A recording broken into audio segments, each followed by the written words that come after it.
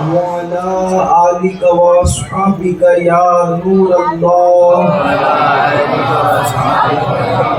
صلى الله تعالى عليك وسلم. اٹھا دو پردہ دکھا دو چہرہ، نور باری حجاب میں ہے، زمانہ تاریک ہو رہا ہے کہ مہر کب سے نقاب میں ہے. نہیں وہ میٹھی نگاہ والا، خدا کی رحمت ہے جلوہ فرما، غضب سے ان کے خدا بچائے، جلال باری عتاب میں ہے. وہ گل ہے لمحائے نازک ان کے، ہزار جھڑتے ہیں پھول جن سے.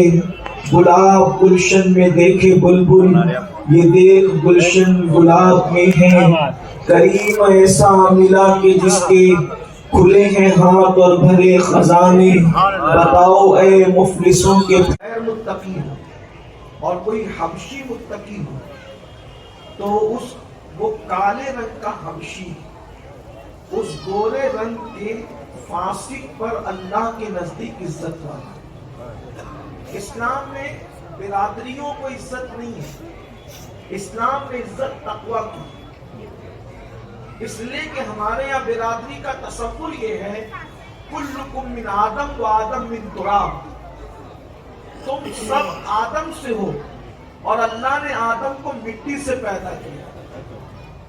یا اگر دوسرا رنگ دیکھیں تو یہ کہ تم سب آدم سے ہو اور آدم اللہ کے نبی. یعنی کہ اگر کوئی گھمنڈ کرتا ہے تو اس کا گھمنڈ یوں چکنا شروع ہوتا ہے کہ تم سب آدم سے اور اللہ نے آدم کو مٹی سے بنایا. اور اگر کوئی کسی کو ذلیل اور حقیر سمجھتا ہے تو اس کو پتا ہونا چاہیے کہ تم سب آدم سے ہو اور آدم اللہ کے پیغمبر تھے، اللہ کے نبی تھے. یعنی تم سب نبی کی اولاد ہو، تم سب اللہ کے پیغمبر کی اولاد ہو.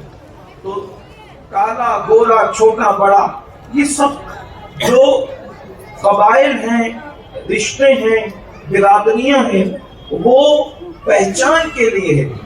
اصل قرآن یہ بیان کرتا ہے. پھر عزت کا معیار یہ ہے ان اکرمکم عند اللہ اتقاکم، اللہ کے نزدیک عزت والا وہ ہے جو تم میں زیادہ تقوی والا ہے، جو متقی ہے، جو پرہیزگار ہے، وہ اللہ کے نزدیک زیادہ عزت والا ہے. اور یہ تاریخ ہے، بلکہ اگر 1400 سال کی تاریخ پڑھی جائے تو بہت سارے جو ہے وہ حبشی عربیوں پر جو ہے وہ روحانیت پر فوقیت رکھتے ہیں.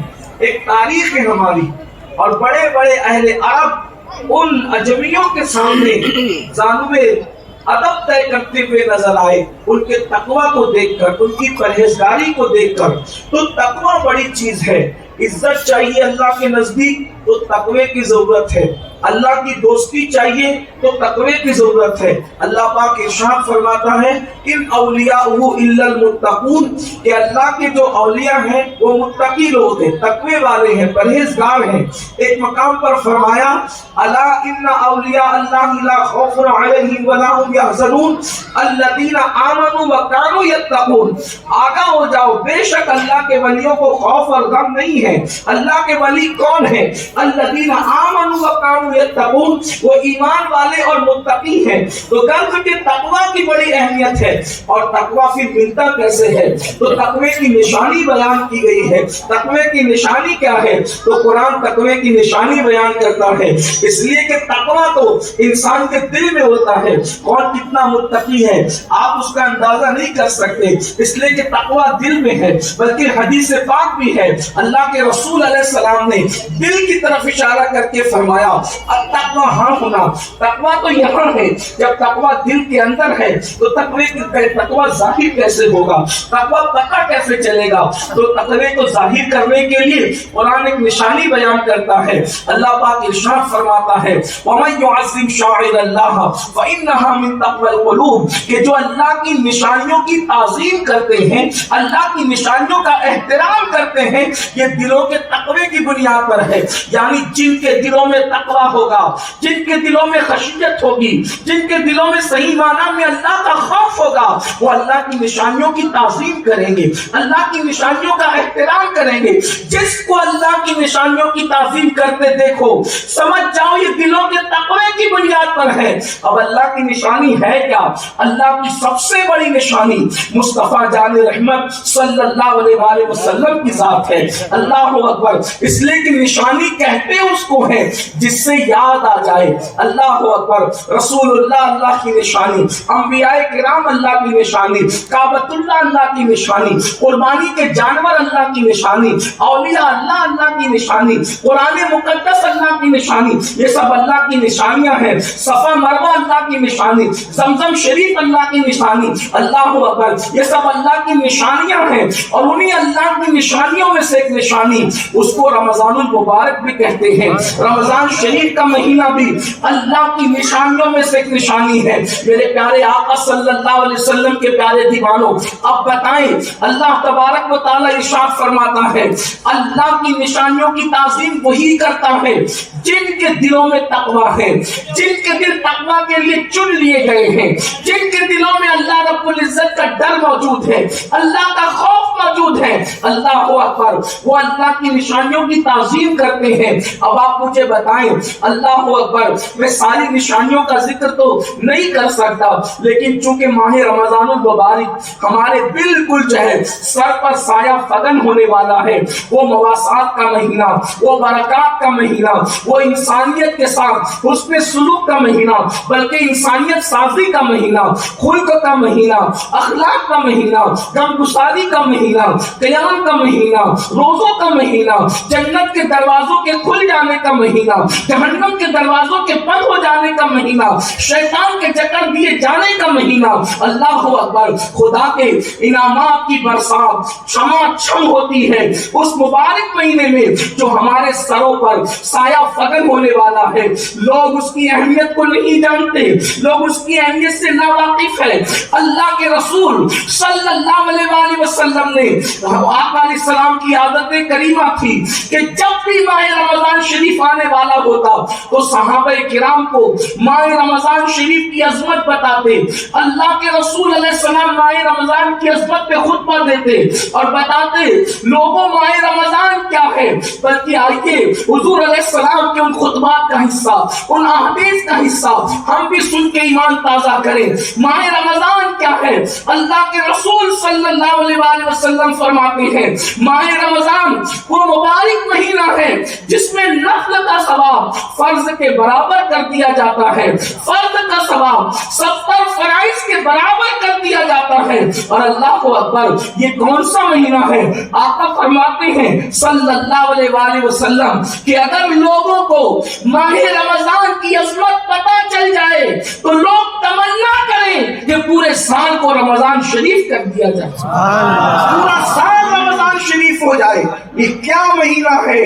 جب روزے دار سوتا ہے تو بستر اس کے لیے مغفرت کی دعا کرتا ہے، روزے دار کے لیے اس کا بستر مغفرت کی دعا کرتا ہے۔ جب روزے دار کپڑے پہنتا ہے کپڑے اس کے لیے مغفرت کی دعا کرتے ہیں۔ اللہ اکبر۔ جب روزے دار سحری کے لیے اٹھتا ہے فرشتے اس کے لیے مغفرت کی دعا کرتے ہیں۔ اللہ اکبر۔ اور سب سے بڑی بات روزے کی فضیلت میں کیا ہے؟ دیکھو، حج کرو تو جنت ملے، نماز پڑھو تو جنت ملے، زکات دو تو جنت ملے، ساری عبادتوں پہ جنت کی بشارت ہے، لیکن روزے میں انفرادیت ہے۔ اللہ کے رسول علیہ السلام فرماتے ہیں، اللہ پاک ارشاد فرماتا ہے روزہ میرے لیے ہے اور میں ہی اس کی جزا ہوں۔ غور فرمائیں، کہاں جنت اور کہاں خالق جنت۔ توجہ فرمائیں، روزے کی برکت کیا ہے؟ فرمایا روزہ میرے لیے ہے اور میں ہی اس کی جزا ہوں۔ اب اس کی شرح کرتے بعض محدثین نے فرمایا میں ہی جزا کا مطلب کیا ہوں؟ یعنی روزے داروں کو اللہ کا دیدار نصیب ہوگا۔ اگر آپ کو کو یہ بات سمجھ میں نہیں آتی کہ اللہ کا دیدار نصیب ہوگا، اللہ کا دیدار کیا چیز ہے، تو آپ غور فرمائیں جس رسول کے دیدار کے لیے ہم تڑپتے رہتے ہیں اور دعائیں کرتے رہتے ہیں، اللہ ان کی جھلک دکھا دے، ان کا جلوہ دکھا دے، خواب میں ان کا جلوہ دکھا دے۔ اندازہ فرمائیں جب مصطفیٰ جان رحمت کے حسن کا یہ عالم ہے تو ان کے بنانے والے خدا کے حسن کا عالم کیا ہوگا۔ اور روزے داروں کو اللہ کا دیدار نصیب ہوگا، کس طرح نصیب ہوگا یہ بات تو نہیں بتائی جا سکتی، کیفیت تو نہیں بتائی جا سکتی، ایمان ہے جب اللہ کا فرمان آ گیا کہ روزے داروں کو دیدار الہی نصیب ہوگا، یہ بہت بڑی سعادت ہے۔ بلکہ آقا کریم صلی اللہ علیہ وآلہ وسلم فرماتے ہیں روزے داروں کو دو خوشیاں ہیں، ایک خوشی افطار کے وقت اور ایک خوشی لقاء رحمان کے وقت، رحمان سے ملاقات کے وقت۔ اس لیے آج کل روزہ داروں کے اندر کچھ کمی واقع ہوتی جا رہی ہے۔ کچھ لوگ کہتے ہیں مولانا میں بیمار ہوں اس لیے میں روزہ نہیں رکھ سکتا، یہ لنگڑے لولے بہانے شیطانی وسوسے ہیں۔ یاد رکھنا روزے سے بیماری بڑھتی نہیں ہے، اللہ کے رسول علیہ السلام نے فرمایا روزہ رکھو اور صحت مند ہو جاؤ۔ روزہ تو صحت لاتا ہے، روزے سے کبھی بیماری نہیں آتی۔ نیت اچھی کرو، بہانے مت تلاش کرو، اور یہ بھی سن لو اگر جان بوجھ کر کسی نے ایک روزہ رمضان شریف کا چھوڑ دیا پھر وہ پوری زندگی روزہ رکھتا رہے، اس ایک روزے کی فضیلت کو نہیں پا سکتا۔ اس لیے اس مہینے کی قدر کیجئے، جیسے عزت والے مہمان کی قدر کی جاتی ہے ویسے اس ماہ مبارک کی قدر کیجئے۔ روزے کو ترک مت کیجئے، روزے کو چھوڑیے مت، اپنے بچے کو روزے کا عادی بنائیے، خود بھی روزے کی پابندی کیجئے۔ اگر کام دھام میں کچھ کمی کرنا پڑے روزے کی وجہ سے تو کر دیجئے، لیکن یاد رکھیے اور اچھی طرح یاد رکھیے کہ روزے کو ترک مت کیجئے، اس لیے کہ اس مبارک مہینے میں اللہ مومنوں کی روزی بڑھا دیتا ہے، اللہ رزق بڑھا دیتا ہے۔ یہاں اندازہ فرمائیں اللہ اکبر، مالدار سے مالدار آدمی سال بھر وہ غذائیں نہیں کھا پاتا جو روزانہ غریب بھی اپنے دسترخوان پہ کھا لیا کرتا ہے۔ آپ غور فرمائیں آمدنی تو بظاہر اتنی ہی رہتی ہے، سیلری تو اتنی ہی رہتی ہے، پھر آپ مجھے بتائیں رمضان شریف کے اندر دسترخوان وسیع ہوتا ہے کہ نہیں ہوتا، کشادہ ہوتا ہے کہ نہیں ہوتا؟ مجھے بتاؤ کوئی کروڑ پتی آدمی بھی ہوگا جو رات میں 4 بجے اٹھ کر کے اتنے اہتمام سے کھانا کھاتا ہوگا؟ آپ مجھے بتائیں کوئی ایک بندہ مجھے ایسا بتا دیں کہ جو رمضان شریف کے علاوہ رات میں 4 بجے اٹھ کر ایسا تازہ ترین کھانا بنا کر کے روزانہ کھاتا ہو۔ لیکن اللہ اکبر، جو لوگوں کے سونے کا ٹائم ہے اللہ اس وقت تو مسلمان کو کھانا کھلا رہا ہے سحری کے نام پر، اندازہ فرمائے، اور انسان مست کھانا بھی کھا رہا ہے، پھر افطار بھی شام سے کر رہا ہے۔ آپ سے پوچھنا چاہتا ہوں بھائیو، سیلری تو اتنی ہی ہے، آمدنی تو اتنی ہے، یہ رات کے 4 بجے کیوں کھلایا جا رہا ہے؟ غروب آفتاب کے وقت بالکل ٹائم کیوں کھلایا جا رہا ہے؟ اللہ اکبر، سال بھر دنیا کا کوئی انسان ایسا نہیں کہ جو روزانہ بالکل مغرب کے وقت دسترخوان پر آ کر بیٹھ جائے۔ کسی کا کھانا 8 بجے ہوتا ہے، کسی کا 12 بجے ہوتا ہے، کسی کا رات میں 2 بجے ہوتا ہے۔ اللہ اکبر، کوئی کب کھاتا ہے کوئی کب کھاتا ہے، مگر رمضان شریف کے اندر اللہ اکبر صبح صادق سے پہلے سحری ہو رہی ہے، غروب آفتاب کے بعد افطار ہو رہا ہے، اور ٹائم پر بالکل ہو رہا ہے۔ گویا کہ قدرت بتا رہی ہے بندے ایک مہینہ تو میرے فرمان کا تابع ہو گیا تو دیکھ میں تجھ پر کیسی نوازش کر رہا ہوں، اگر پوری زندگی تابع ہو جائے تو پھر میں تجھ پر کیسی نوازش کر رہا ہوں۔ رمضان شریف کی قدر کیجئے۔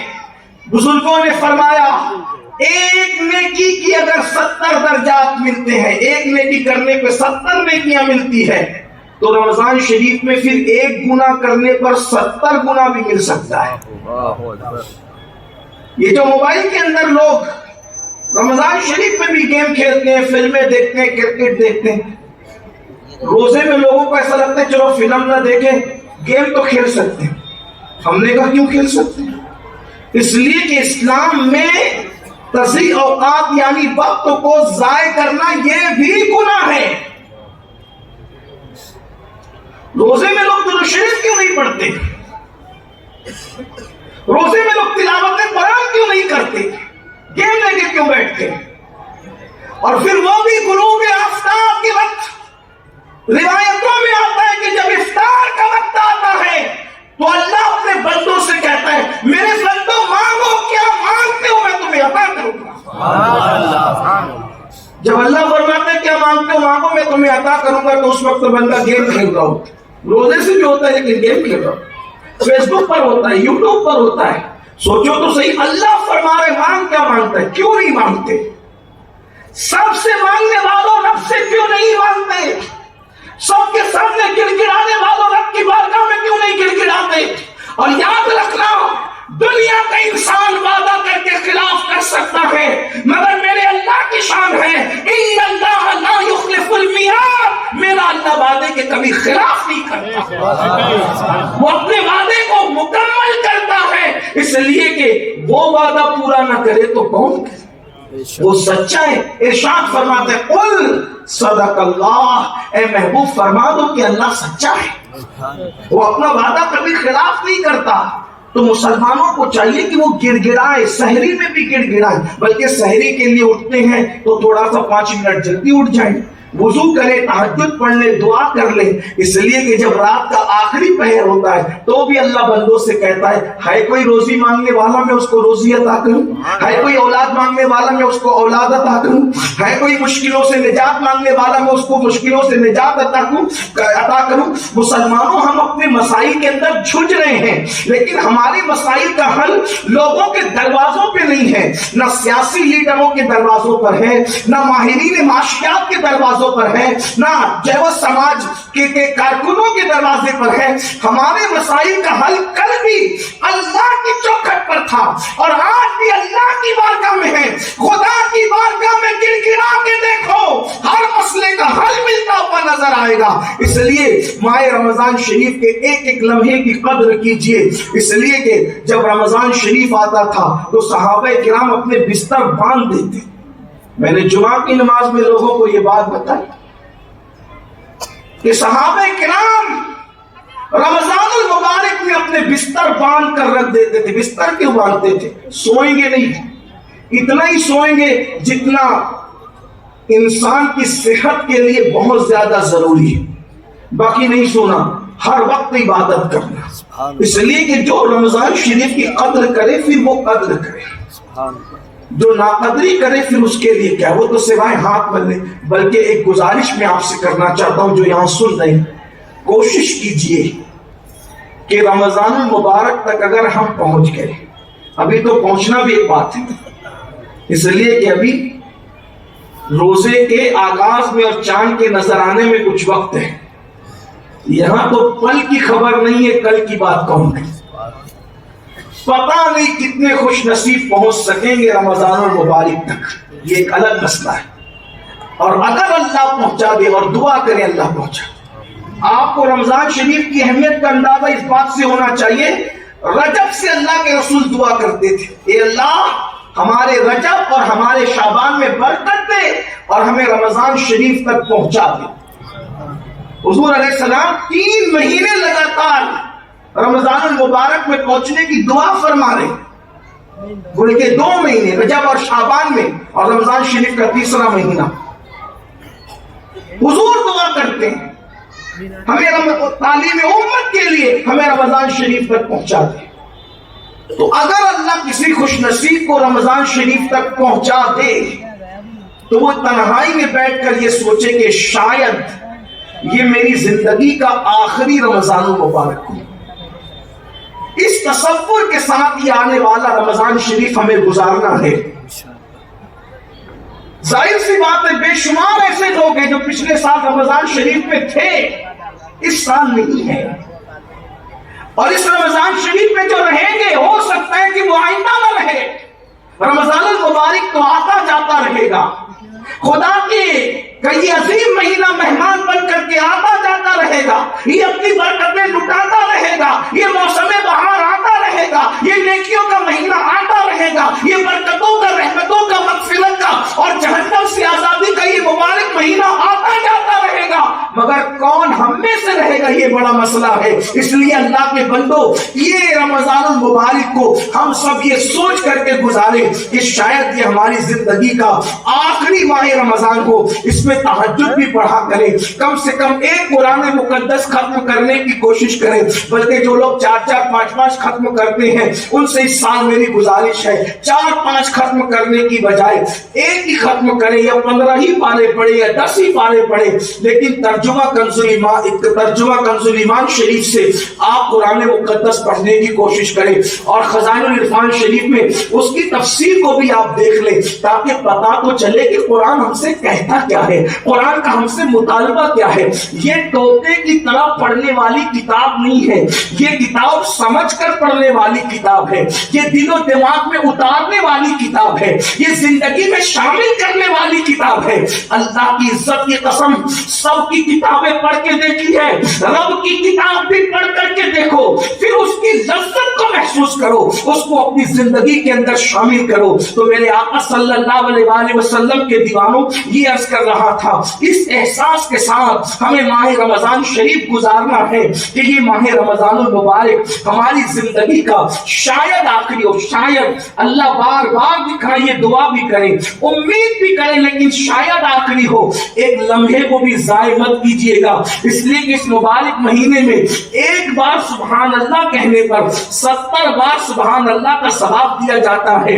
ایک بار کلمہ شریف پڑھنے پر 70 مرتبہ کلمہ شریف پڑھنے کا ثواب دیا جاتا ہے. ایک مرتبہ درود شریف پڑھنے پر 70 مرتبہ درود شریف پڑھنے کا ثواب دیا جاتا ہے. اس لیے اللہ کے بندو بلکہ سوچو تو صحیح, اللہ اکبر, روزے دار کے منہ سے جو بو آتی ہے وہ بو بھی اللہ کو مشک سے زیادہ پسند ہے. میرے آقا علیہ الصلوۃ والتسلیم کے پیارے دیوانوں, زیادہ باتیں نہیں ہو سکتی, ایک حدیث پاک پڑھ کر اپنی گفتگو کو اختتام کی طرف لے جاتے ہیں. اللہ اکبر, اللہ کے سچے رسول صادق و مصدوق مصطفیٰ جان رحمت صلی اللہ علیہ وآلہ وسلم منبر پر تشریف لے جائے.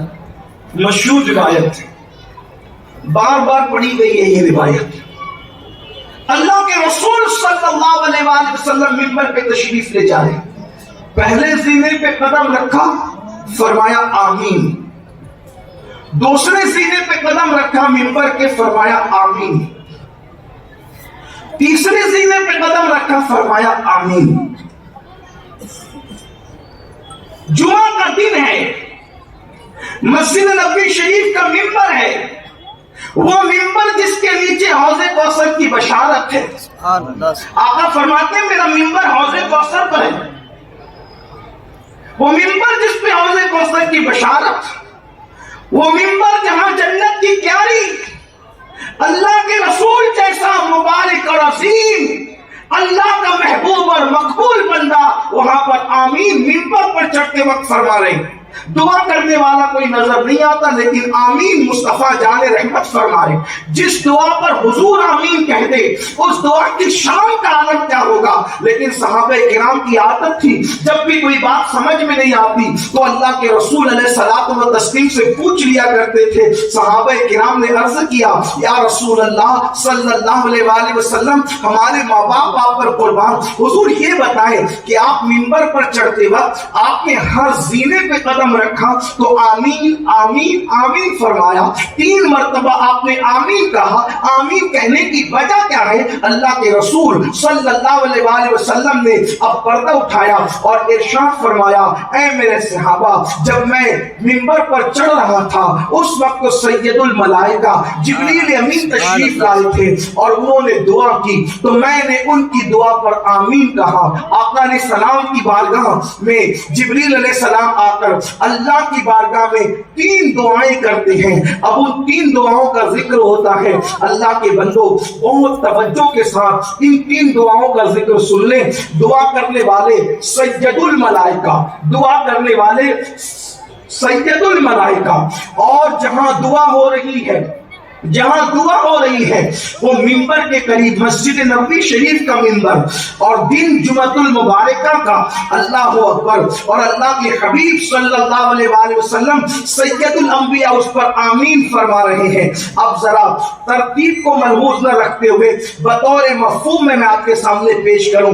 اللہ کے رسول صلی اللہ علیہ وآلہ وسلم نے ارشاد فرمایا کہ جبریل امین نے دعا کی اور دعا میں یہ عرض کی، اے اللہ جو اپنے ماں باپ میں کسی کو بوڑھا پائے، یعنی ماں باپ کو کوئی بڑھاپے میں پائے اور ماں باپ کو بڑھاپے میں پا کر وہ ان کی خدمت کر کے اپنے لیے جنت کو لازم نہ قرار لے یا جنت کو واجب نہ قرار لے، مولا تو اس کو اپنی رحمت سے دور کر دے۔ یعنی جس کو ماں باپ ملے اور وہ ماں باپ کی خدمت نہ کرے، ماں باپ کی خدمت سے جی چرائے، ماں باپ کی خدمت نہ کرے، اللہ اکبر۔ اللہ کے رسول علیہ السلام فرماتے ہیں جبریل نے دعا کی اللہ تو اس کو اپنی رحمت سے دور کر دے۔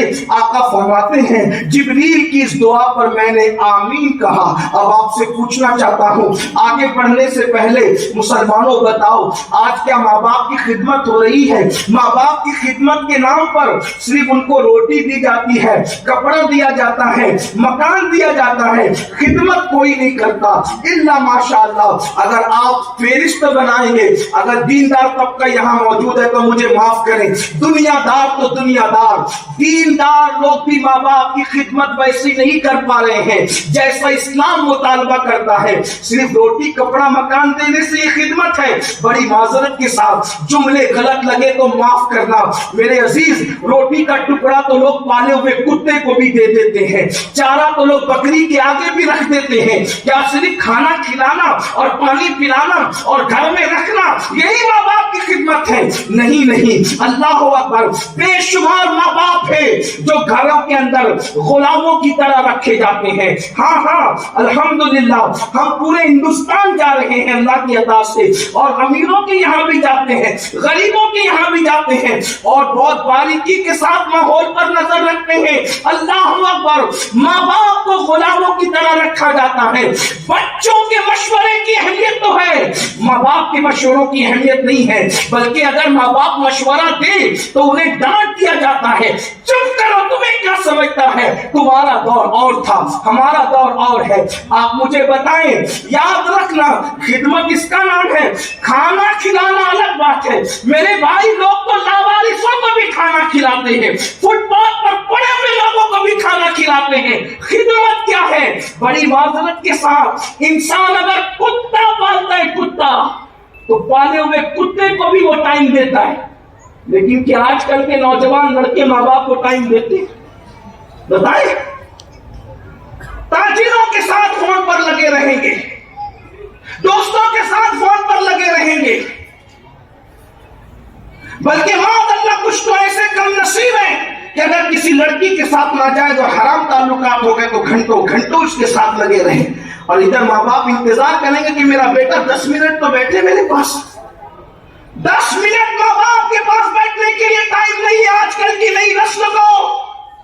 ماں باپ تڑپ رہے ہیں اولاد کے لیے، ماں باپ سسک رہے اولاد کے لیے۔ اے جوانو، آج تمہیں اپنے ماں باپ کے اس درد کا احساس نہیں ہے۔ جس دن تم بڑھاپے میں پہنچو گے اور تمہاری اولاد جوان ہوگی اور تمہیں اپنی اولاد کی ضرورت ہوگی، اس وقت تم احساس کرو گے میرا باپ بھی میرے لیے ایسے ہی تڑپتا ہوگا، لیکن بہت دیر ہو چکی ہوگی، اس وقت بہت دیر ہو چکی ہوگی۔ بتاؤ ہم اپنے ماں باپ کے پاس کتنا بیٹھتے ہیں، جبکہ تقریروں میں ہر عالم سے سن چکے مسلمان کے بچے کو یہ حدیث یاد ہے کہ جس نے ماں باپ کے چہرے کو محبت کے ساتھ دیکھا اللہ اسے مقبول حج کا ثواب عطا فرماتا ہے۔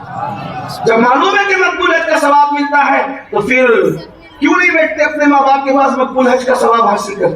لیکن یہاں چونکہ مدرسے کا جلسہ اور علماء کی بڑی تعداد ہے تو اپنے علماء کو سبق سنانے کے لیے اگر میں غلطی کروں تو یہ ضرور میری اصلاح کریں گے۔ یہ جو حدیث ہے نا کہ ماں باپ کا چہرہ پیار سے دیکھو تو مقبول حج کا ثواب ملتا ہے، یہ ہر بیٹے کے لیے نہیں ہے، یہ بات یاد رکھو۔ اگر آپ سمجھتے ہیں ان کو آنکھیں بھی دکھاؤ، ان کو گالیاں بھی دو، ان کو ترساؤ بھی، ان کا علاج بھی نہ کرو، ان کی بے عزتی بھی کرو، ان کو ذلیل بھی کرو، اور اس کے بعد پھر ان کو دیکھنے سے مقبول حج کا ثواب ملے گا، شاید آپ غلطی کریں۔ میں آپ کے سامنے ایک مقدمہ رکھتا ہوں، اگر پسند نہیں آئے تو یہی چھوڑ دینا، پڑیاں مت باندھنا کہ کیا کہہ کر کے چلا گیا مالیگاؤں سے آ کر۔ اگر یہ بات سمجھ میں آتی ہے تو ٹھیک ہے، نہیں سمجھ میں آتی تو چھوڑ دو، لیکن میں آپ کے سامنے ایک مقدمہ پیش کرتا ہوں۔ آپ مجھے بتائیں، میری گزارش یہ ہے کہ اگر کوئی ماں باپ کی عزت اور تعظیم نہیں کرتا تو اس کو ماں باپ کو دیکھنے سے مقبول حج کا ثواب نہیں ملے۔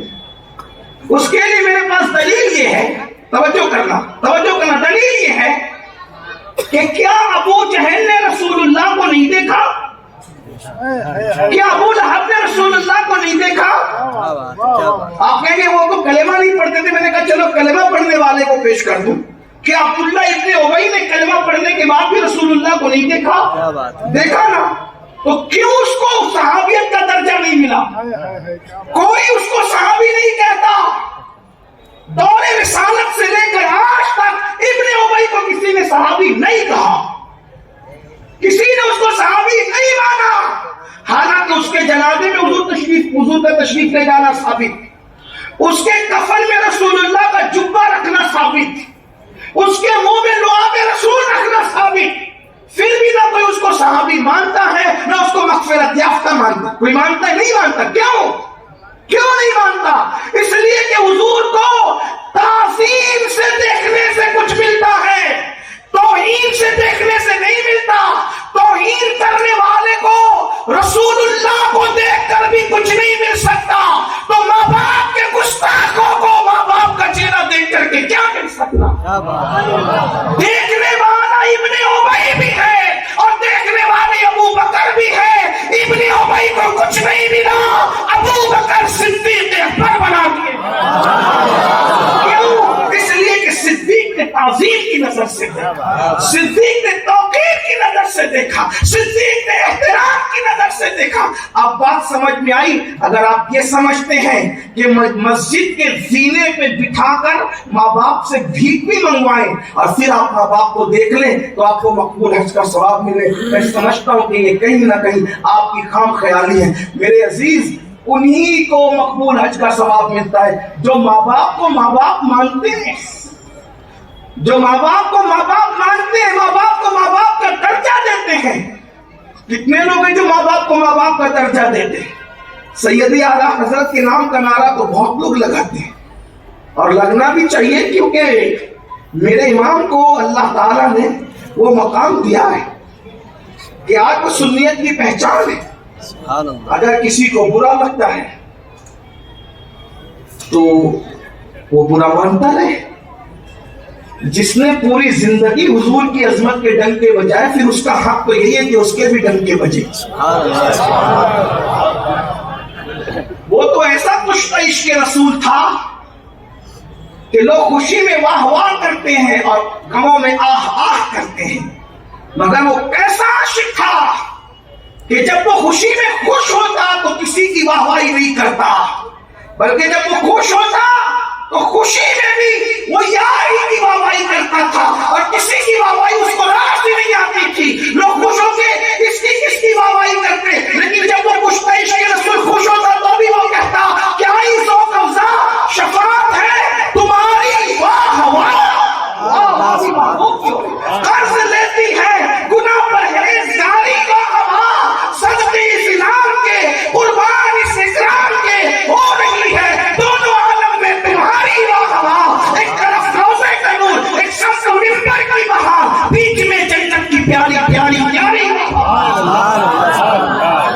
بارے دل بھی نہ نکلا، دل سے تحفے میں رضا، بارے دل بھی نہ نکلا، دل سے تحفے میں رضا، ان سجانے کو سے اتنی جان پیاری واہ واہ۔ خوشی میں واہ واہ بھی کرے تو محبوب کی کرے، اور غم میں آہ بھی کرے تو بھی آہ کسی اور کی نہیں بلکہ آہ بھی محبوب کے لیے، اور کہیں واللہ وہ سن لیں گے، فریاد تو پہنچے گے، اتنا تو ہو کوئی کہ آہ کرے دل سے، آہ کرے دل سے۔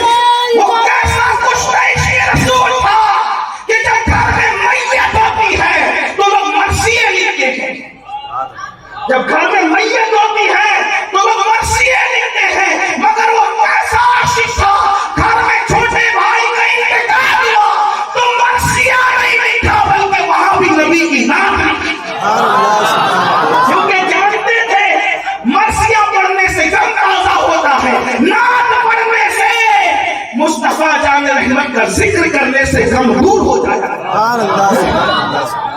मुर्दों का मरसिया पड़ेंगे, मुर्दों का तो गम ताजा, भाई का मरसिया पड़े, बहन का मरसिया पड़े, अब्बे का पड़े तो गम ताजा होगा। लेकिन छोटे भाई हसन बरेलवी का इंतकाल हुआ, मरसिया नहीं लिखा, नाम लिखा, और किस शान से लिखा, आंखें रो रो के सुझाने वाले, आंखें रो रो के सुझाने वाले, जाने वाले नहीं आने वाले, वही धूप की है माशाअल्लाह, मिट गए आप मिटाने वाले, उसमें तेरा सना देखा न सुना, कहते हैं अगले जमाने वाले, जगमगा उठी मेरी गौर की खा, तेरे कुर्बान चमकने वाले, और कहते क्यों रजा आज कभी सूली है, उठ मेरे धूम मचाने वाले।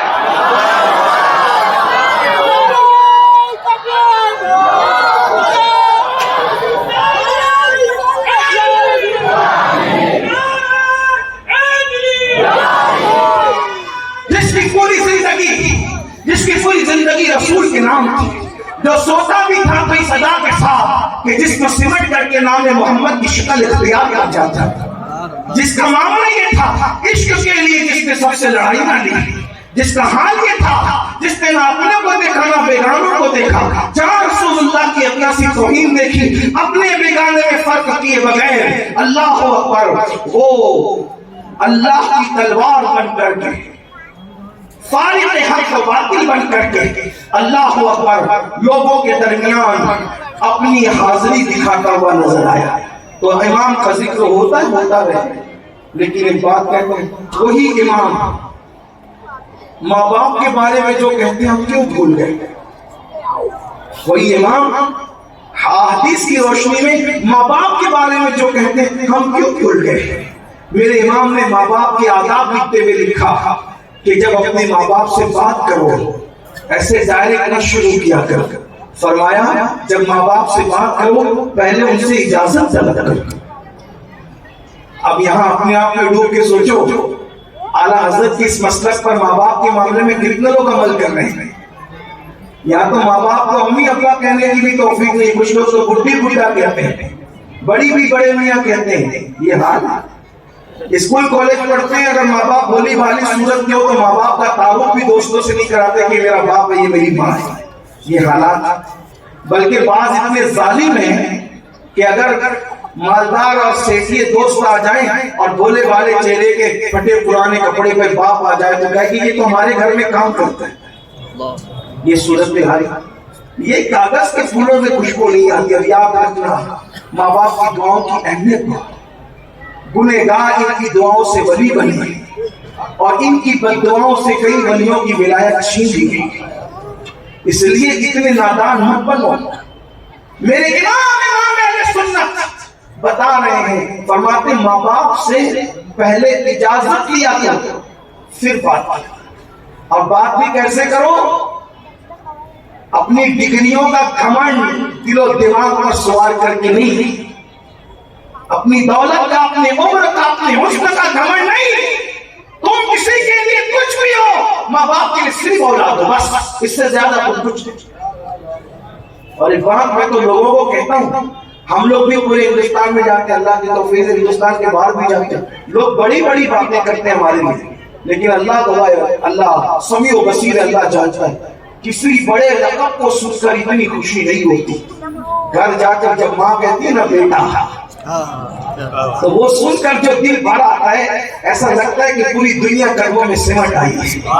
इसलिए कि हर अलकाब के पीछे, हर लक़ब के पीछे कोई ना कोई रियाकारी का पहलू हो सकता है, कोई ना कोई दोरंगापन हो सकता है, लेकिन ये जो बेटा कहने का मुनफरिद अंदाज है, इसमें कोई दोरंगापन नहीं है, बिल्कुल पीवर बात। ये आप समझो, मोहब्बतों के माहौल को महसूस करो।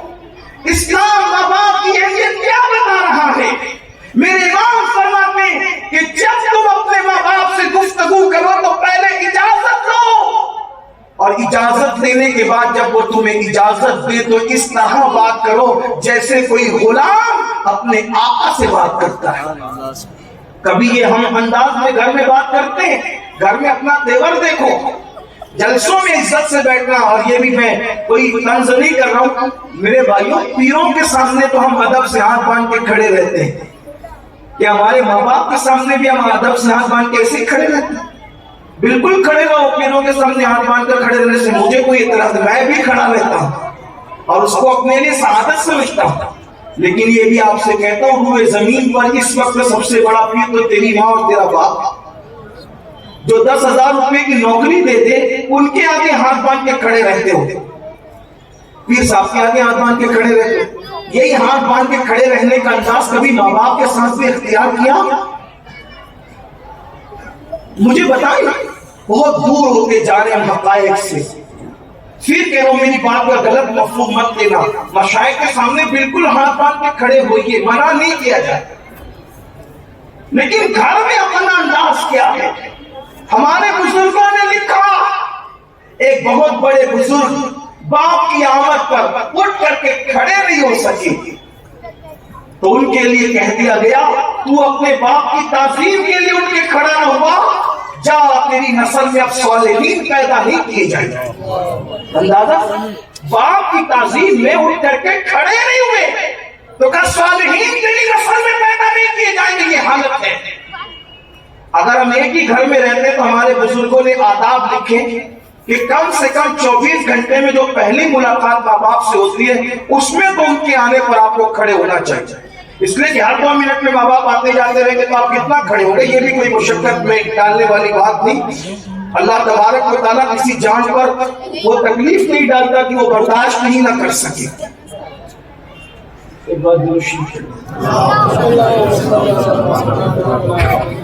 اللہ رب محمد صلی اللہ علیہ وسلم، نحن عباد محمد صلی اللہ علیہ وسلم، صلاۃ و سلام علیک یا رسول اللہ صلی اللہ علیہ وسلم۔ تو 24 گھنٹے میں جو پہلی ملاقات ہے ماں باپ سے کم ایک مرتبہ میں ان کے لیے آپ اٹھ کر کے کھڑے، وہ نیچے بیٹھے تو آپ اوپر نہ بیٹھے، بلکہ بزرگوں نے فرمایا کہ وہ جب سامنے ہو تو ان کے پاس بیٹھ کر کتاب نہ پڑھے جب تک ان سے اجازت نہ لے۔ کہاں تو ماں باپ کے سامنے کتاب پڑھنے کی اجازت نہیں بزرگوں نے دی، اور ماں باپ کے سامنے موبائل لے کر بیٹھے، ان سے کوئی بات ہی نہیں کرتے۔ ماحول دیکھیے کتنا بدل رہا ہے، اور پھر اس کا نقصان کیا ہے؟ آج آپ اپنے ماں باپ کے ساتھ جو سلوک کریں گے، آپ کی آنے والی نسلیں اس سے بدترین سلوک آپ کے ساتھ کریں گے۔ اگر آپ نے ان کو دکھ دیے تو تیار رہیے اس سے بڑے دکھ سہنے کے لیے، اور اگر آپ نے ان کی خدمت کی، ان کی عزت کی، ان کی توقیر کی، ان سے دعا لی، پھر انشاءاللہ دیکھنا جتنی عزت توقیر تعظیم تم اپنی اولاد تم اپنے ماں باپ کی کرتے ہو، آپ کی اولاد اس سے بڑھ کر تمہاری تعظیم کرے گی، اس سے بڑھ کر تمہارا احترام کرے گی، اس سے بڑھ کر تمہاری تقریب کرے گی، اس سے بڑھ کر تمہاری خدمت کرے گی۔ کون نہیں جانتا سیدنا اویس قرنی کی عظمت کو؟ اویس قرنی وہ بزرگ ہے کہ اللہ کے رسول علیہ السلام نے اپنے نمائندوں سے فرمایا جب تمہیں اویس ملے تو اس سے کہنا میری امت کے لیے مغفرت کی دعا کرے۔ اندازہ فرمائے جانے دعا اپنی امت کے لیے جس سے دعا کروا رہے ہیں وہ اویس قرنی ہے۔ ان کے بارے میں بزرگوں نے لکھا یہ مرتبہ اویس کو ماں کی خدمت کی وجہ سے عطا کیا گیا، ماں کی خدمت کی وجہ سے۔ آج ماں باپ کی خدمت نہیں ہو رہی۔ اگر ہم چڑیا پالتے ہیں، چڑیا پالنے کے، کتے بلی پالنے کے بڑے شوق ہو گئے لوگوں کو، چڑیا پالتے تو اس کو جتنا ٹائم دیتے ہم اتنا ٹائم بھی آج ہم اپنے ماں باپ کو نہیں دے پا رہے، بہت بڑا لگے۔ آپ غور کرنا، یہ حقائق ہے، یہ حقائق ہیں۔ وہ رنگین سی چھوٹی چھوٹی چڑیا جس کو پالتے ہو تو 4 بار اس کے پنجرے کے پاس آ کے کھڑے رہتے ہو، بلی پالتے ہو تو اس کو گود میں لے۔ آج کل بلیاں پالنے کا بھی ایک فیشن بنا ہے، پالنا چاہیے نہیں پالنا چاہیے، کیا فائدہ ہے کیا نقصان ہے، یہ رہنمائی آپ کو مفتیان کرام کریں گے۔ لیکن میں ایک بات آپ سے پوچھنا چاہتا ہوں، بلیوں کو گود میں لے لے کر کے چومنے والوں، کیا کبھی اپنے ماں باپ کا سر بھی گود میں ایسے لے لے کر کے چوما ہے؟ بلیوں کے لیے ڈاکٹروں کو بلیوں کو گود میں لے کے بیمار پڑنے کے بعد کتے بلیوں کو جب وہ دواخانوں میں لے لے کر کے بھاگنے والوں، ماں باپ کی بیماری پر پیسے لے لے کے بھاگتے ہو ماں باپ کو بھی۔ جو قوم کتے بلی چڑیا سے زیادہ اپنے ماں باپ کو اہمیت نہ دے وہ قوم کب عزت پائے، وہ قوم کب کو کاٹ پائے گی؟ لوگ کہتے ہیں بہت ترقی کر کے ہم تنزلی کا حال دیکھیں، گرے ہوئے پن کا حال دیکھیں، بلی سے زیادہ ماں باپ کی اہمیت۔ سوچو بلی کو کتنا چوما اور ماں باپ کو کتنا چوما، سوچو تو صحیح۔ بلی کے کھانے کے لیے شو روم تک جانے، انٹرنیٹ کی ویب سائٹوں پر جو ہے آن لائن آرڈر بک کرا رہے ان کے کھانے کا، ماں باپ کے لیے بھی کیا یہ بتائیے؟ ماں باپ کے لیے کیا؟ ارے یہ تو گھر میں جو کرنا کھا لو اور کیا ہے۔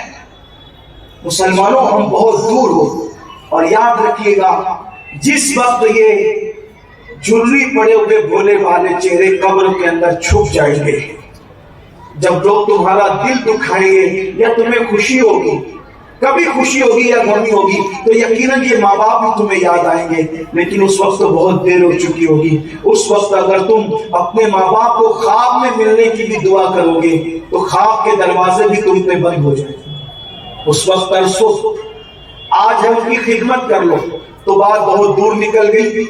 عرض یہ کر رہا تھا کہ اللہ کے رسول علیہ السلام نے فرمایا، جبریل نے دعا کی، اے اللہ جو اپنے ماں باپ کو پائے بڑھاپے میں اور ان کی خدمت کر کے اپنے اوپر جنت کو لازم نہ کروا لے، وہ تیری رحمت سے دور ہو جائے۔ تو آقا فرماتے میں نے آمین کہا۔ پھر میرے آقا علیہ السلام فرماتے جبریل نے دعا کی، اے اللہ جب تیرے حبیب کا ذکر کیا جائے اور کوئی تیرے محبوب کا ذکر کرتے وقت ان پہ درود نہ پڑھے، وہ بھی تیری رحمت سے دور ہو جائے۔ آقا فرماتے میں نے اس پر بھی آمین کہا۔ ہماری محفلوں میں نبی کے نام پہ جان دینے کی بات تو ہوتی ہے، لیکن ہم یہ محفلوں میں دیکھ رہے ہیں کہ جب آقا علیہ السلام کا ذکر آتا ہے تو لوگ درود نہیں پڑھتے، چپ بیٹھے رہتے، خاموش۔ حالانکہ حضور علیہ السلام کا اسم پاک جب لیا جائے تو صلی اللہ علیہ وآلہ وسلم ہمیں پڑھنا چاہیے، اور تھوڑا بلند آواز سے پڑھنا چاہیے تاکہ جو غافل لوگ آس پاس بیٹھے ہیں ہمیں پڑھتا دیکھ کر وہ بھی سن کر کے پڑھ لیں۔ جب تیرے آقا علیہ السلام کا نام لیا جائے تب صلی اللہ علیہ وآلہ وسلم پڑھ کر ان پہ درود پڑھو۔ اور درود وہ عمل ہے کہ کوئی نفلی عبادت درود کے مقام تک پہنچ ہی نہ سکی، کوئی نفلی عبادت۔ بلکہ حدیث پاک سن لے درود شریف کی ایک فضیلت میں، ایک حدیث پاک ہے، ایک فرشتہ ہے جس کا سر عرش کے نیچے ہے اور جس کے قدم تحت الثرى ہے، جس کا ایک بازو مشرق کی جانب ہے، مشرق کو گھیرے ہوئے، اور دوسرا مغرب کو گھیرے ہوئے۔ جب کوئی بندہ درود شریف پڑھتا ہے تو اللہ اس فرشتے کو نور کے دریا میں غوطہ لگانے کا حکم دیتا ہے۔ جب وہ فرشتہ نور کے دریا سے غوطہ لگا کے باہر نکلتا ہے، وہ اپنے پروں کو جھاڑتا ہے تو جتنے قطرے نور کے ٹپکتے ہیں ان قطروں کی تعداد کے برابر فرشتے پیدا کیے جاتے ہیں، اور وہ سارے فرشتے اس کے لیے دعا کرتے ہیں جس کے درود کی برکت سے وہ پیدا ہوا۔ ایک اور حدیث پاک ہے، جب کوئی بندہ درود شریف پڑھتا ہے تو اس کا درود بادل کی شکل میں آسمان کی طرف جاتا ہے، اور اللہ اس بادل کو برسنے کا حکم دیتا ہے۔ جب وہ بادل برستا ہے تو اس کا پانی زمین پہ پڑتا ہے تو اللہ تعالیٰ اس سے سونا پیدا کرتا ہے، اور پہاڑ میں پڑتا ہے تو اللہ اس سے چاندی پیدا کرتا ہے، اور اگر کسی کافر پہ وہ پڑ جائے تو اللہ اس کو ایمان کی دولت عطا فرما دیتا ہے۔ درود کے باب میں بہت ساری روایتیں لکھی گئی ہے، کچھ لوگوں کچھ اسناد پر ضعف کا حکم بھی ہے، لیکن ہمارے بزرگوں نے فرمایا کہ فضائل اعمال میں ضعیف روایات بھی قابل قبول ہے۔ تو بہت سی درود شریف کی فضیلت، درود پڑھیے۔ بلکہ ایک صحابی رضی اللہ تعالیٰ حضرت سیدنا ابی ابن کعب رضی اللہ تعالیٰ حاضر ہوئے اور عرض کیا، یا رسول اللہ صلی اللہ علیہ وآلہ وسلم، میں حضور پہ درود پڑھنا چاہتا ہوں۔ حضور پہ درود پڑھو کتنے وقت پڑھو؟ آقا نے فرمایا بہت اچھا ہے، زیادہ کر دو تو اور اچھا. پھر کہا حضور اتنا پڑھو؟ ارشاد ہوا بہت اچھا، اس سے زیادہ کرو تو بہتر. پھر عرض کی حضور اتنا کرو؟ کہا اچھا اس سے زیادہ کرو تو بہتر. انہوں نے عرض کی یا رسول اللہ اب میں فرائض اور واجبات کے بعد پورا وقت درود پڑھنے میں گزار دوں گا. آقا نے ارشاد فرمایا اگر تم ایسا کرو گے تو اللہ تمہارے دنیا اور آخرت کے سارے غموں کو دور فرما دے. یعنی دنیا اور آخرت کے ہر غم سے نجات حاصل کرنا ہے تو درود شریف پڑھو، کثرت سے درود شریف پڑھو، ذکر رسول کرتے رہو. سکون ملے گا، اطمینان ملے گا، برکت ہوگی، رحمت ہوگی، عزت ملے گی، وقار ملے گا. اور خاص طور پر جب محفل میں آقا علیہ السلام کا نام لیا جائے، جب حضور کا نام نامی آئے تو صلی اللہ علیہ وآلہ وسلم پڑھا کرو. یا رسول اللہ کہا جائے صلی اللہ علیہ وآلہ وسلم پڑھا کرو. یا حبیب اللہ کہا جائے صلی اللہ علیہ وآلہ وسلم پڑھا کرو. اب تو حالات یہ ہو گئے، لوگ آتے ہیں خاموش بیٹھتے ہیں، کچھ لوگ اپنی باتوں میں بھی مصروف رہتے ہیں، کچھ لوگ موبائل کے اندر بھی گرفتار رہتے ہیں. یاد رکھیے اس طرح کی محفل میں آیا کرو تو ادب کیا کرو، عزت کیا کرو، تعظیم کیا کرو. اس لیے کہ یہ محفلیں انسان کی تقدیر بدل دیتی ہے. ان محفلوں سے انسان کی تقدیر بدل جاتی ہے، انسان کی بگڑیاں بن جاتی ہے، انسان کے مقدر سنور جاتے ہیں. تو جبریل امین نے دعا کی یا اللہ جس محفل میں تیرے حبیب کا ذکر ہو اور لوگ درود پڑھنے سے غفلت کریں انہیں بھی تو اپنی رحمت سے دور کر دے. تو آقا فرماتے میں نے اس پہ آمین کہا. پھر میرے آقا علیہ السلام فرماتے ہیں جبریل نے دعا کی اے اللہ جو ماہ رمضان شریف کو پائے اور ماہ رمضان شریف کو پانے کے بعد وہ عبادت کر کے اپنے آپ کے لیے جنت کو لازم نہ کر لے، اپنی مغفرت نہ کروا لے، اپنی بخشش نہ کروا لے، مولا تو اس کو بھی اپنی رحمت سے دور فرما دے. تو اللہ کے رسول علیہ السلام نے فرمایا میں نے جبریل کی اس تیسری دعا پر بھی آمین کہا. اب آپ مجھے بتائیں رمضان شریف آ رہا ہے، اس میں پھر کہتا ہوں وقت کا بہت خیال کریں، وقت کی بہت قدر کریں. یہ راتوں کو جاگنا، دن بھر سونا، صحابہ کرام تو بستر باندھ دیتے تھے اور ہم سب سے زیادہ سوتے تو رمضان شریف میں سوتے پڑے رہتے ہیں. رات بھر جگیں گے، فجر پڑھ کر کے سوئیں گے اور اس کے بعد وہی عصر کے قریب اٹھیں گے. خدا را ایسا مت کیجیے گا، وقت کی قدر کیجیے گا، رمضان شریف کی قدر کیجیے گا. لوگوں کو تراویح پڑھنا بھی بہت جان پر آتا ہے. پہلے دن دوسرے دن تو لوگ مسجد میں نظر آتے ہیں اور اس کے بعد پھر دھیرے دھیرے غائب ہونے لگتے ہیں اور تراویح نہیں پڑھتے. اللہ کے رسول صلی اللہ علیہ وآلہ وسلم نے تراویح پڑھنے والوں کے لیے بھی مغفرت کی بشارت عطا فرمائی ہے، مغفرت کی بشارت دی ہے. اللہ اکبر. کچھ لوگ تو اتنے نادان ہیں بیچارے جن کو جان پر آتی ہے وہ شارٹ کٹ کا چکر نکالتے ہوئے وہ لوگوں کو الجھاتے ہیں. اتنی رکعت پڑھنی چاہیے، اتنی رکعت پڑھنی چاہیے. یہ کام چور پن لوگوں کے اندر عجیب سا ہے کہ خود بھی پڑھنا نہیں چاہتے اور لوگوں کو بھی بحثوں میں الجھائے رکھتے ہیں. میرے آقا صلی اللہ علیہ وآلہ وسلم کے پیارے پیاروں آپ مجھے بتائیں کہ ابھی لوگوں کو رمضان شریف جیسی آنے لگا الجھانا شروع کر دیے کہ 20 رکعت نہیں ہے، حضور تو 8 ہی پڑھتے تھے، حضور تو 10 ہی پڑھتے تھے، حضور تو اتنی ہی پڑھتے تھے. میں کہتا ہوں کام چھوڑو، اگر تم سے پڑھی نہیں جاتی تو کم سے کم لوگوں کو کیوں روکتے ہو؟ آپ مجھے بتائیں کہ اگر کوئی بندہ زیادہ رکعتیں پڑھتا ہے تو زیادہ رکعتیں پڑھنے میں نقصان کیا ہے؟ بہت اچھی بات ہماری جماعت کے بہت بڑے بزرگوں نے کہی تھی کہ انہوں نے جو اپنے انداز سے منطقی انداز میں گفتگو فرمائی تھی. فرمایا کہ لوگ کہتے ہیں 8 ہی پڑھنا چاہیے، اگر اللہ تبارک و تعالیٰ ان سے 20 کا مطالبہ کرے گا تو وہ کیا کریں؟ 8 پڑھنے والے اگر اللہ ان سے 20 کا مطالبہ کرے گا تو وہ کیا کریں گے؟ اور اگر جنہوں نے 20 پڑھی ہے اللہ فرمائے کہ ہم 8 ہی قبول کرتے ہیں تو ان کے لیے کیا نقصان ہے؟ آپ مجھے بتائیں. انہوں نے منطقی انداز سے بات فرمائی لیکن لوگ الجھاتے ہیں. آپ الجھے نہیں، تراویح پڑھیں. اور ہمارے بزرگوں نے 20 پڑھی، پوری 20 پڑھیں، 20 رکعت پوری پڑھیں. یہ سال میں ایک ہی مرتبہ تو ایک مہینے میں 20 پڑھتے ہیں آپ تراویح کی یہ رکعتیں، اس میں بھی لوگ الگ الگ الجھانا شروع کرتے ہیں. آپ مجھے بتائیں شارٹ کٹ کتنا شارٹ کٹ کرو گے؟ انسان دنیا کے مفاد کے لیے نہیں کرتا شارٹ کٹ. یہ جو کہتے ہیں نا کہ نہیں حضور نے 8 نہیں پڑھی، ہم 8 سے زیادہ نہیں پڑھیں گے، ہم ان سے کہتے ہیں کہ میرے عزیز یہ بھی تو بتا، کبھی تو نے یہ بھی سوچا، میں الزامی طور پہ عرض کر رہا ہوں، کبھی تو نے یہ بھی سوچا کہ حضور نے پیٹ پہ پتھر باندھے تو چلو میں بھی پیٹ پہ پتھر باندھوں. کھا کے تو نے اپنا پیٹ اتنا بڑا کر لیا کہ تو زمین پہ بیٹھنے کے قابل نہ رہا. اور لوگوں کو الجھاتے اس طرح سے، لوگوں کو الجھاتے. نہ الجھاؤ، تم نہ پڑھتے نہ پڑھو، تمہارا اپنا میٹر ہے، لیکن کم سے کم قوم کو تو نہ الجھاؤ. اور آپ سے بھی کہتا ہوں، یہ دنیا میں پہلی اور آخری مرتبہ آئے ہو، جتنی عبادت کر سکتے ہو کر لو، اس لیے کہ روزانہ فرشتے جب قبروں پر یہ اعلان کرتے ہیں کہ بتاؤ تمہیں کن پر حسرت ہوتی ہے، تو مردے کہتے ہیں ہمیں نماز پڑھنے والوں پہ حسرت ہوتی ہے کہ وہ نماز پڑھ سکتے ہیں، ہم نہیں پڑھ سکتے. روزہ رکھنے والوں پہ حسرت ہوتی ہے، وہ روزے رکھ سکتے ہیں، ہم نہیں رکھ سکتے. عبادت کرنے والوں پہ حسرت ہوتی ہے، وہ عبادتیں کر سکتے ہیں، ہم نہیں کر سکتے. یہ دنیا دار العمل ہے، یہاں جتنی عبادت کر سکتے ہو کر لو. ارے صحابہ کرام تو پوری رات عبادت کیا کرتے تھے، وہ تو بستر باندھ کے رکھ دیتے تھے.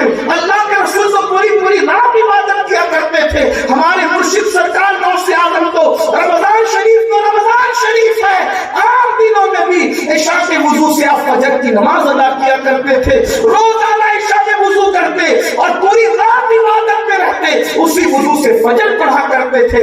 ہمیں کیا ہو گیا ہے؟ اللہ اکبر. بلکہ کہتے ہیں نوجوان ہٹتے کٹتے جو 1 گھنٹے تک 2 گھنٹے تک کھڑے اس کے ساتھ دھنکس بازی کر سکتے ہیں، ان کو تراویح پڑھنے میں پیر دکھتے ہیں. حضرت پیر دکھتے